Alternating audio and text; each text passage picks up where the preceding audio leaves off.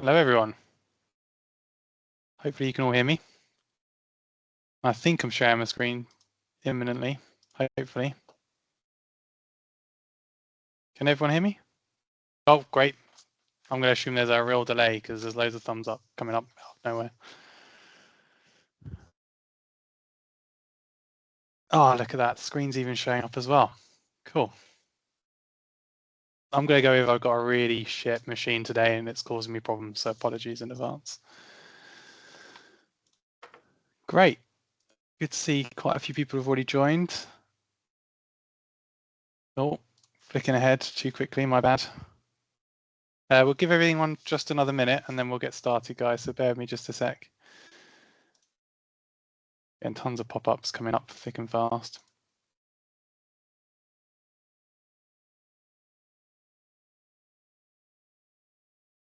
Cool. I'm going to ask for another thumbs up. Can everyone see the screen just to be sure?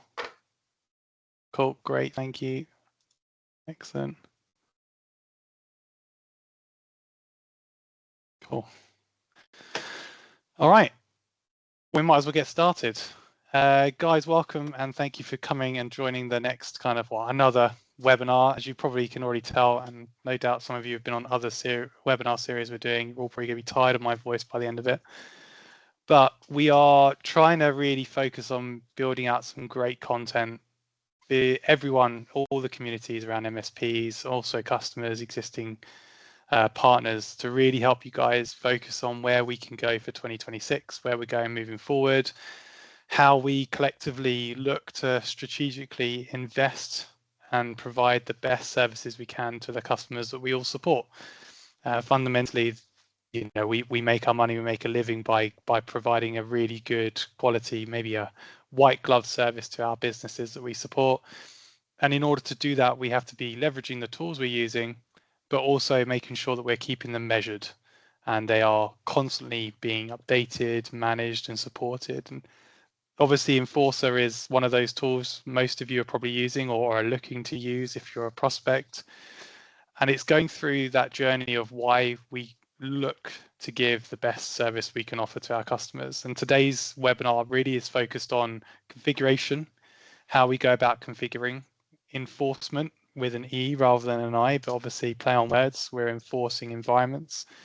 And then being effective, how do we make sure that we're continuing to be effective in that platform, which is why, as part of like the Defend, Govern, Improve series, we've now got configured, enforced, and effective.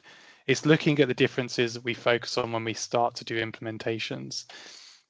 So most of this, particularly these three areas we're talking about now, are actually part of frameworks that most of our customers align to.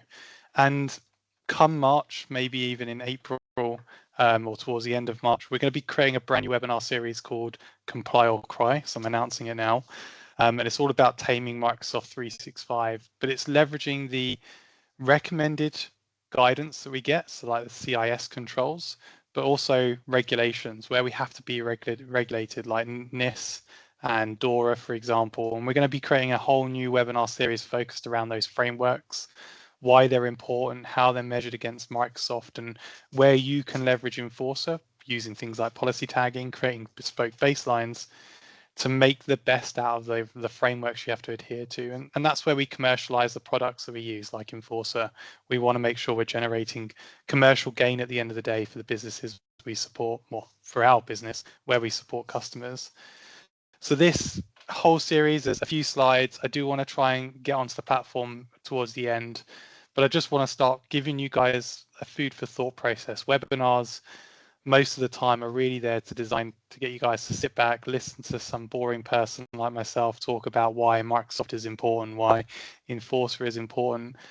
But I really want to come to the end of this webinar and focus on, can you see the light at the end of the tunnel around making three pillars of services work together efficiently? And that starts with our configuration and it finishes with how we can be effective for our customers. So let's go through the three layers, if that works for you, or the three levels, I think is what I've written on this slide. What does it mean to have maturity with the baselines and the frameworks that we manage? And it is those three pillars we've spoken about. So configuration, does the policy exist in the environment? Yes or no? Is the setting enabled? Yes or no? And is there a dashboard that gives us a green indicator? Guess what? That's secure score. That's also your alignment piece you see in Enforcer. But we have to take it one step further. And I'd say 99% of the people on this call today, we do configuration perfectly. We create the policy, we make sure it exists, we make sure it's turned on, we make sure that our green tick for Cyber Essentials is there, for example, and then we bugger off because we've got another project to work on. But how do we make sure that we start to enforce those preparations? And that kind of falls under the Defend, Govern, Improve series we're doing, that governance piece, but it's making sure we're continuing to be enforced. You absolutely are able to look back at webinars. I'll drop a link into this chat a bit later for you guys to look at. But let's look at enforcement. We've got the configuration, we've got the baseline. The controls that we now need to apply to make sure it's enforced need to be implemented. And we do this already with things like conditional access. We absolutely focus on that delivery when we talk about MFA. The enforcement of MFA is always in place for our customer, but we have to also be held accountable to enforcing that conditional access policy. How do we make sure that there's no one been added to an exclusion group? How do we make sure that the scope that we're delivering is clear? It's defined and it's documented. And all those pieces are our governance, that enforcement that we have to do, that next step along the journey of configuration. And this is why we've brought this kind of 3-tier model of maturity, is we can't just leave it at configured. Like we can do a one-time single pane of glass of configuration, but our next step on that journey is the enforcement, making sure that we take the next step across that. And that's drift detection. So if someone makes a change to a configuration policy, soon enough we'll be deploying drift detection on specific exclusions to groups, which is very exciting. That's coming soon. But we also need to look at making sure that people aren't bypassing those processes with enforcement. So although we document that, we measure it, we align it, we have alerts that come in, the next step on that journey is effectiveness. How can we demonstrate that companies are really driving that process? We can prove the value we're doing. And again, it's covered by drift detection. So automatic drift detection is a journey that Enforcer's developing very, very soon. It's evidence-based. We need to be able to demonstrate to our customers we're proving that we are implementing the configuration, we're enforcing it, and here's the proof of value. And this is the maturity journey that particularly Enforcer this year needs to drive to our customers, or drive to you guys, and you need to drive to your customers. Is we don't just sit at configuration, we don't just sit at reactive services, but we add a proactive measure by enforcing the policies we're implementing for your own security. And then we're effectively proving it with those reports that we measure and we create. And again, those 2 additional pillars, or actually all 3, are fully available within Enforcer. We do our best practice baseline with our configuration. We then measure with enforcement. So we make sure our drift detection, our scopes are clearly defined, and we're constantly checking our alignment. And then with the effective piece, we're providing that evidence, that alignment report, the assessment engine, whether we're prospecting or not. The effective piece is that ongoing report, that ongoing proactive measure that we generate to the customer. So let's deep dive into configuration outside of the first few things that we've spoken about. It's an illusion of completion. It absolutely is. When we talk about configured, it's a one-time deployment. We get our best practice, we apply it. And I like this terminology, the illusion of completion, because we just have a green tick box. I've just realized my camera's gone off, so apologies, guys. I want to fix that, but I really would rather talk. So I'm going to talk. Maybe it'll come on a bit later, I don't know. So the illusion of completion is top of this list. We go about our journey of, we do the completion, we do the implementation, we make sure that we've measured the progress. So we take all of our policies, maybe it's low, medium and high impact policy tagged policies. We take them on that journey, we make sure they're 100% configured, we give them an alignment report, and then we move on to the next project. Tooling activity rewards the state, and we have to measure that process. And when we talk about configuration, it is a green tick exercise. It's making sure that our customers have got the information, one nice big green tick, and then we move on. And that's where things start to stagnate. And most of this starts with our project engineers. They get ready for the next thing and the distraction kicks in. We get that whole configuration done. And my former boss, Tom, is a good example of this, and he holds me to account all the time. I was brilliant at doing the configuration, getting it all done, and I got 99% completed, but then I get distracted with the next big project that comes in. And this is where we get a bit of an oversight when we look at these sort of measurements. Configured the answers. Well, the critical insight is configured answers. Did we turn it on? It does not answer. Who does this actually protect? And that's the next step on this journey of enforcement. We do the configuration.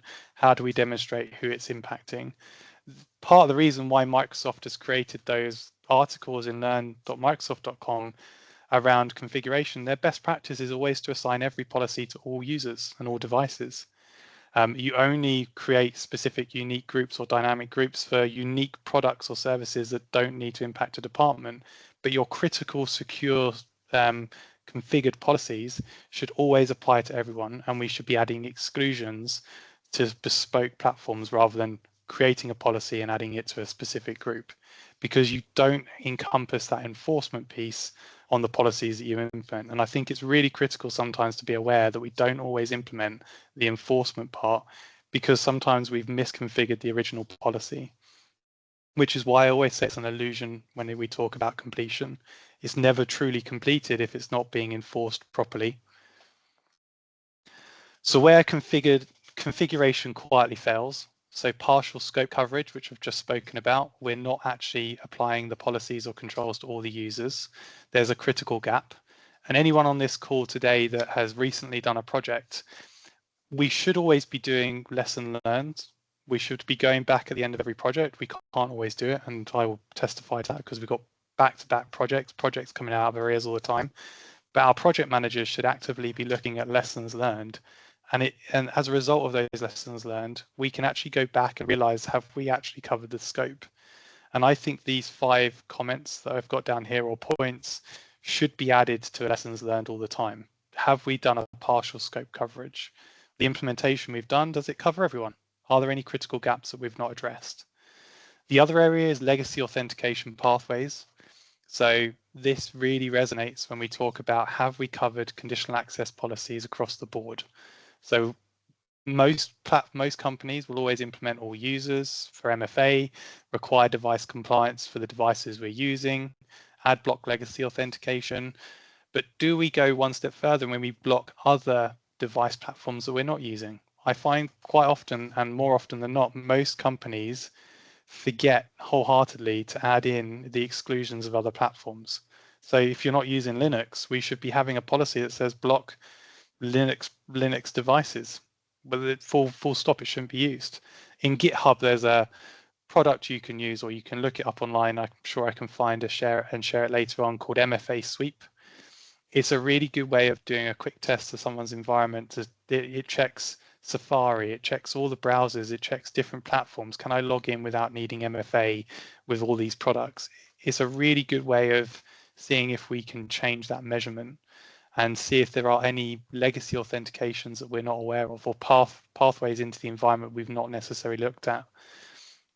The other one's temporary exclusion, exceptions added for convenience. And I think you guys should all know this. It starts with break glass accounts.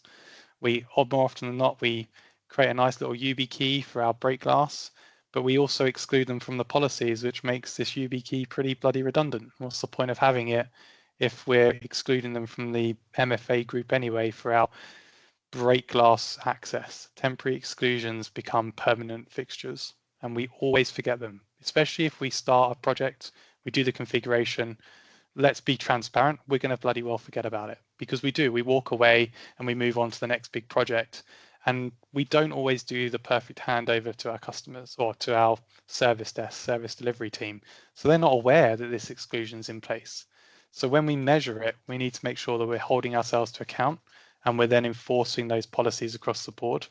Part of a lessons learned should cover that already. The other area is service accounts being overlooked. So most big mature enterprise firms or companies that we support that perhaps have 50 or more users, that have 30, 40, 50, 60 bespoke SaaS applications, somewhere in there is going to be a service account that's been overlooked, a non-human identity that falls outside of our user scope. But again, it's an enforcement. It's not something that should be overlooked, and it shouldn't be misconfigured or forgotten about. These things need to be written down. They need to be documented, part of enforcement.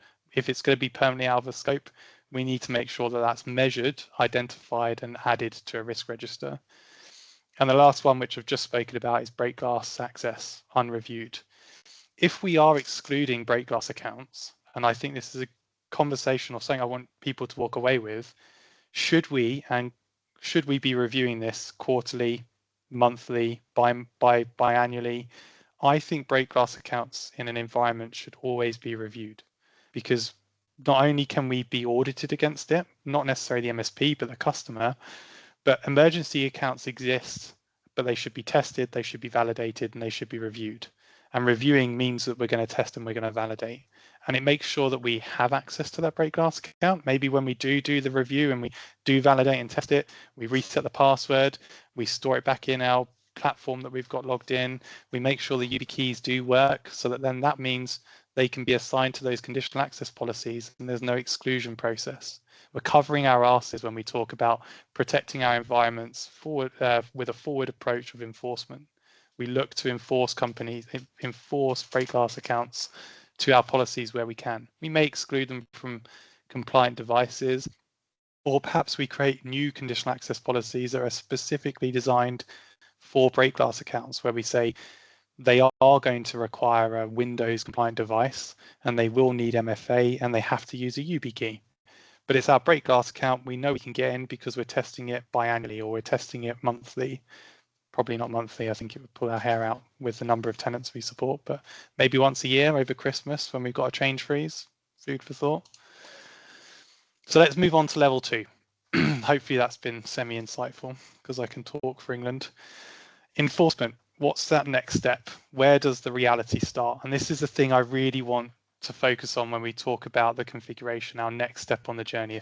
Effective, we'll get to towards the end, but we need to stop finishing at configuration and start focusing on completing enforcement. And it's where those controls transition from the theoretical approach of the operation we've configured, and it goes to the next level of making sure it's actually turned on and the scope that we've created is actually being measured. We're making sure that the right people are in the right scenarios with no invisible side doors. We can't have these different doors, invisible doors, back doors into the platform. We need to make sure that what we've created and designed as a practice and we've started putting as an operational deployment actually is now enforced in the environment. And that's where these 4 points come into play. What enforced really means. It's the right users.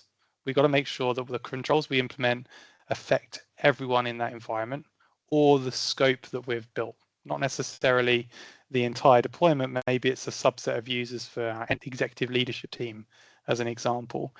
We can't have silent exceptions. We can't have gaps. We have to make sure that the right users are in the right area. And the same applies with the right devices.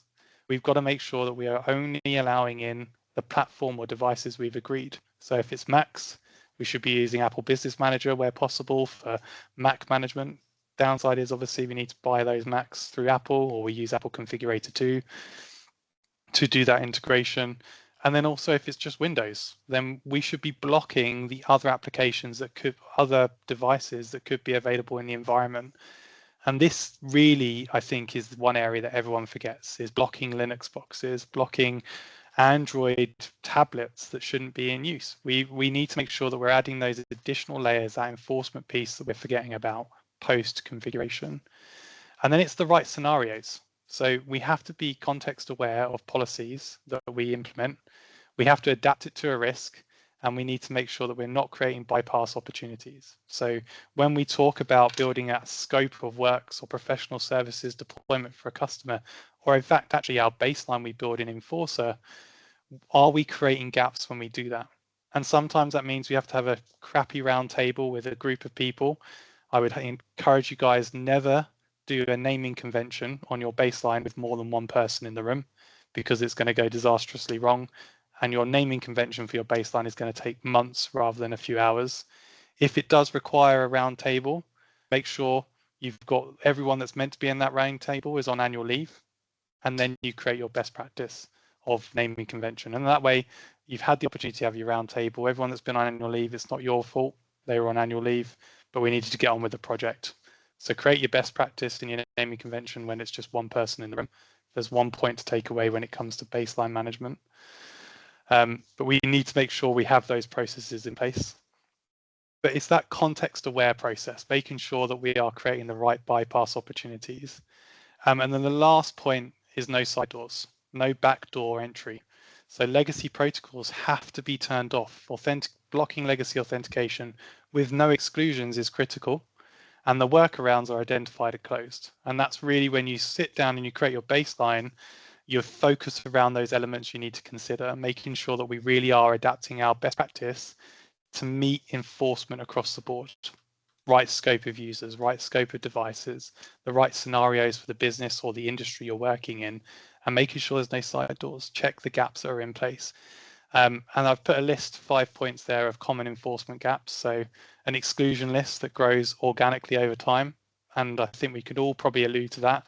It will be the CEO of a business that has a Nokia 3810 or whatever it is, and has yet to have an up-to-date mobile phone, tablet with Microsoft Authenticator. Those are going to be the individuals that are in that exceptions list because they are technophobes. Emergency access accounts, again, I'm hopefully highlighting it here. We can maybe use YubiKeys rather than permanently excluding break glass accounts and test them regularly, a good way around making sure that they're going to work. And bring your own device scenario, slipping around the device trust requirements. Have you guys configured autopilot correctly to block personal enrollment of devices? I think that's one very big common slip up is we don't always block personal devices from being enrolled into Intune. Sometimes you have to. Again, this is why we build an enforcement scope. We configure a theoretical process. Industries like marketing might have contractors in, and you might be creating a guide to make sure that their personal devices are involved into those environments. It's not for everyone, but these are common enforcement gaps we forget about, and I think it's worth being aware of them. And the other one's legacy protocols. And then the last one is role changes. So not triggering policy reassessments. Do we go to customers and say, we've rerun our alignment score and there's been a change because two people have changed roles and we've not reassessed the importance of the roles that they're currently in? Not necessarily job title changes and stuff, but we look to do dynamic groups, and dynamic groups mean that we implement new policy, single sign-on to specific dynamic groups. We can end up bypassing certain controls if we're not careful based on what we've implemented, because we're so great at dynamic group delivery and we want to automate processes. We've also got to make sure that we are keeping things secure by measuring them under enforcement. So the level 3, which is the bit that we probably will never get to, but well, all the way through to, but we do our best to do. And that's that maturity line. And this is the level I think that we should always be hitting right at the very end. And this is the distinction between most organizations and how we've articulated the environments we've built. Effectiveness isn't about perfection. It's about resilience in the face of an inevitable change. And that statement I definitely want you all to walk away with today. It's never about a perfect environment. I think when you talk to enforcers, staff like myself on demos, post-sale conversations, when you build a baseline, it's not about it being perfect. It's not even about it being unique, but it's about it being secure. And secure means effective. It means that it's going to be resilient in the face of a change that's being made. So when we talk about the configuration, it really builds into that effectiveness. We need to make sure that we're thinking about how it really encompasses a good, secure model for our customers. So it has to survive change. When we talk about building that process, it needs to make sure that it is surviving controls and changes people make. It needs to fall loudly, which I quite like. It needs to scream at us when something goes wrong. We need to be alerted to it. It's that reactive step. And MSPs are bloody brilliant at being reactive. So when something changes, it needs to be throwing balls at the window for us. It needs to be crashing a car into the front door of our building. We need to know there's been a change made to our really good, effective environment. And that's alignments. So we can set up measurements on the alignment process and our drift detection reports. We can be alerted to changes to an alignment score. When we've built these three pillars or three tiers, we can really start banging the drum on tickets that come in when someone's made a change or something's broken in that person's environment. Evidence without effort, it's pretty obvious. It's proof in the controls. We need to make sure that we are proving the value that we deliver to our customers. It's vital when we talk about this sort of element. How do we make sure that the evidence that we're giving to a customer is proven? Hopefully that rings true for quite a few of you on this call. So I have more slides, but I really can't be bothered to do them if I'm honest, because I like going on to a live demo if that's all works for you guys. Great. I like the fact that was funny. It's true. Doing demos or doing PowerPoint presentations really gets boring, to be honest. So let's log into my demo environment. Bear with me, caller. There we go. You don't want to see all the other tabs, so let's just be a bit smart about that. Or actually, let's try and find it, shall we? Share screen. Here we go. Can everyone see that? Oh, you've all disappeared. Gonna go with yes. Cool. Oh yeah, I can see some thumbs up. Great. So welcome to my incredibly mad demo environment that I built. This is just a set of, there's literally 4 customers. It looks like a lot more, but that's because I've created loads of baselines. So I want to talk about some really basic, simple principles that I use with Enforcer, but it measures myself against configured, enforced, and effective. It's the 3 pillars that I work towards whenever I build an Enforcer environment and I look to get day 1 value, but ongoing measurement. Most companies will take Enforcer on from day 1, and it's just, I want to get one great baseline, deploy it to new customers that come in. But we need to take it one step further. We need to make sure that we're enforcing it and we're being effective when we're doing these enforcements. So the first thing starts with our default baseline we created. So my baseline we're going to use is Atana here. We build out our policies in 365, and once these policies are built, please excuse the fact my internet's really bad. I've got like a random hop that just knocks out my internet briefly. Right. So this is all my policies. There's a nice subset in here for this customer. We've got a breakdown of our Entra policies in place. Some are on, some are in report only.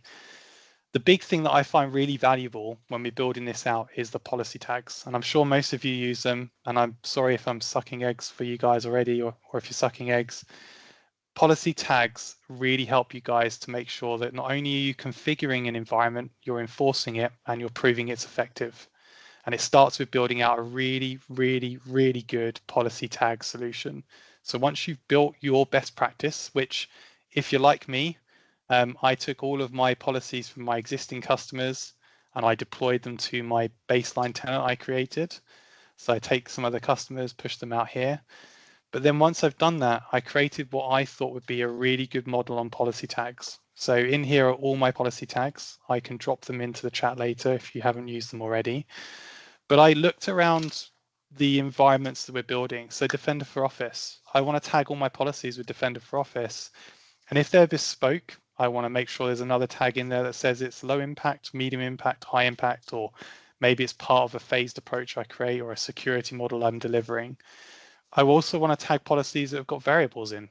Can I implement a variable on the policy so that if I'm deploying autopilot and device rename, I can make sure that when I'm selecting variables, I know that these 6 policies I'm deploying will have a variable in. Or it's perhaps just an Android project I'm delivering, or I'm checking or measuring, have I got all my Android policies in place? You tag all the policies in your baseline with as many tags as you can, because it gives you guys so many opportunities to prove to a customer that you are being effective in their environment. You have got your best practice Android policies. I want to make sure that when I go to align and alignments and I select Defender for Office is a good example, PASM, when I click on reporting and I create my bespoke report, we're just going to call this John Hope. We're going to go policy alignment tags don't exist. That's because I'm measuring against the wrong one. Bear with me a second.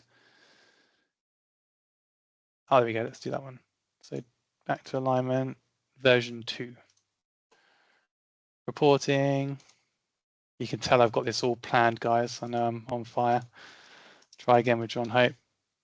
There we go. We can select Defender for Office. We can select any of these tags that are available. And when I click down to view results, I can now prove to a customer that we have 8 policies and you're aligned to all 8 of them. But with this alignment report, if I scroll down further outside of the accepted deviations, under aligned policies, they've also got the visibility of all the policy tags that are associated to it. So in here, we could have a regulated policy tag called DORA, and we could be demonstrating to a company with the policy tag DORA. Firstly, they're 100% aligned to all of those policies available for that regulatory body. But secondly, they can see them in detail down here as to what the policy name is, what it's associated to, where it sits as a category, but also the other tags that are measured against it. Maybe it's not just DORA you focus on, but it's the CIS libraries or Cyber Essentials. We leverage policy tags to really help you guys to prove value to your customers, to demonstrate that effectiveness when we look at deploying products and tools like Enforcer. Hopefully that adds some value and you can see how important these can be. Thumbs up if it's useful. Cool. Got one thumb up. Thank you, Christian. Or at least one that I can see anyway. Apologies if everyone else is doing it. The other area I want to talk about is when we go about enforcement, and that starts with alerting. So when we build out our best practice, which starts with the Microsoft 365 tenants, stealing those policies our existing customers have, rename them to your best practice, your naming convention. Again, one person in a room should be creating the naming convention. Please don't have more than that. Once we've got that foundation in place and we're starting to measure our customers against it, which is a journey we take them on, that's that ongoing journey for enforcement, we have to measure it. And that starts with those drift detections, those alerts. So policy change notifications we have in place as a template is here already. If I click on advanced, you can see that's what the template looks like. It will detect changes made to those policies. It manages that ongoing governance of the enforced policies we're putting in place. Top most important alert that we probably have in the environment. The other area that we can also create is creating alerts around alignment score changes. So someone has made a change to a alignment, we've got them 100% aligned or 95% aligned. We can use the alignment score change monitoring to determine if a company has dropped past a certain percentage. If it's a measurement we're giving them and it's part of the effective approach we're delivering, alignment score becomes our bread and butter to keeping customers aligned to our best practice. We need to know if they're making a change. It's all good and well we can log into Enforcer every day if we're using user management, group management, but as part of our own ISO 27001 management, CAB management's ongoing proof of value to our customers, we need alerts to make sure that we're measuring that and we have proof that there's been a drop in a change. But then guess what? There's another alert to say we've counteracted it. Here's your alignment report to say you're 100% aligned. And last week you were 10% aligned. Sometimes that's because you guys are being proactive. You've gone ahead and used your initiative. You've created some new effective policies that are going to make them more efficient. Maybe they're more enforced policies to make them more better foundations for security. Those alignment scores are always going to change, but you guys measure that against it. And that's where we look at how effective, we look at enforcement and effectiveness when we talk about the 3 pillars or 3 levels when we want a mature environment for a company. Obviously, there's loads of others in here. Apple MDM certificate is my favorite. The number of times that I have created 6 alerts in my last job and they still got missed anyway. But what can you do if you can do your best for your service desk? It's useful, it's helpful. All these alerts really help to start that effective journey. When we talk about building out a good practiced environment, building out that enforced practice we've taken theoretical operational approaches and we've created that foundation. We need to make sure the effectiveness is now in place. We are being effective as a business. We need to make sure that we're demonstrating that proof of value. We use alerts and we use the assessments and alignment reports. And I think I was going to touch on this now. Assessments really work towards that effectiveness. So where you guys don't have customers with the right naming convention, it doesn't stop you still being able to measure a good, effective environment. We can use the tenant assessment here, build out your custom assessment. And because this is recorded and it's live, I'm going to make sure that Scott's got a good photo here. This is one of my assessments I've created, the Scott analysis.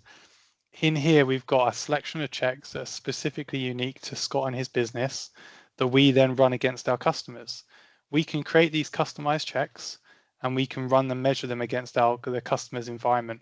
And these reports are executive. So when we talk about bringing on a solution to a group of businesses, or it's a new customer, when we are trying to win prospect business, we have to make sure that we're demonstrating what we deem as business, as our business, as a good best practice, that resilient environment. So this assessment is essentially what we want as a configured set of policies, what we want as an enforced set of policies, and then the report that we give them is proving that we can be effective and resilient when we deliver this best practice to the customer. So when we talk about prospecting, when we run this assessment, it is literally proving that you guys as a business have 3 tiers of maturity when we talk about delivering a good foundation to a customer. When we talk to prospects, we start with, well, we do a configuration, but we need to go one step further. We want to prove to you guys that it's being enforced and it's being effective. And this assessment report starts that conversation journey. It promises a good delivery. And then based off of winning that business, we then take them on that 3-tier journey, that maturity journey of configuration, enforcement, and being effective.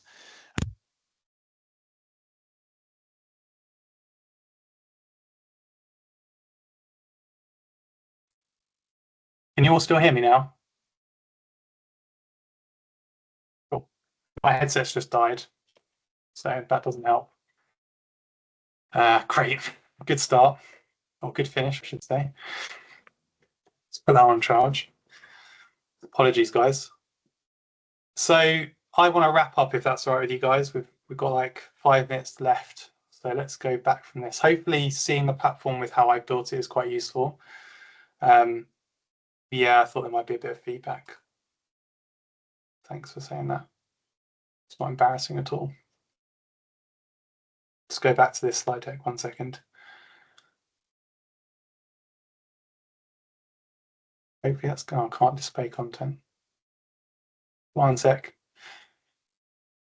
Sorry if any of you guys want to drop off, but I do want to just finish off with displaying the final slide deck, I promise. Just the thing I want you guys to walk away with,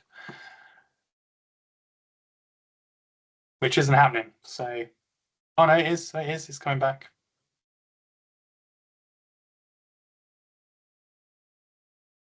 And I've got a little reminder, so I've only got 5 minutes left. Wonderful. Hopefully it'll come on in just a second. There we go. So let's take away the last bits, I promise. I'm hoping that you guys are walking away with a bit of food for thought, but also seeing the platform and how I've used it in the past is always somewhat helpful. But I really want you guys as your business to walk away with kind of those 3 foundations. So configured, the foundation, it's necessary, it's inefficient, but it is something that you guys own. The enforcement of the environment, where we hold account what we've configured, the controls that actually make the protection. So making sure that we are truly enforcing what we've configured in the first place. And then the last part is effective, where confidence is earned. And that's proving that the controls we've implemented survive changes, they're resilient, and they actually meet the measurements that we promise to our customers. Guys, that's a wrap. I've spoken again for like another 40 minutes, and I'm sure I've bored the life out of you all. And if you're like me, you probably want some lunch. But if you've got any questions, please reach out to the team. If you're a prospect, get a demo booked. If you already exist as a customer and you've got more questions, reach out to your partner success manager, and we can really go through some more kind of details, arrange sessions. And the last point for anyone else that's still left on the call, if you want any more content, not necessarily about the platform, but just Microsoft generally, reach out to our partner success team and come up with some kind of webinars that you think would add value. And I would love to be able to make sure we do more of these webinars, particularly this year, that helps to enhance your knowledge, give you guys some more information and move forward. Thank you very much. Have a wonderful rest of the day, guys. Speak to you soon.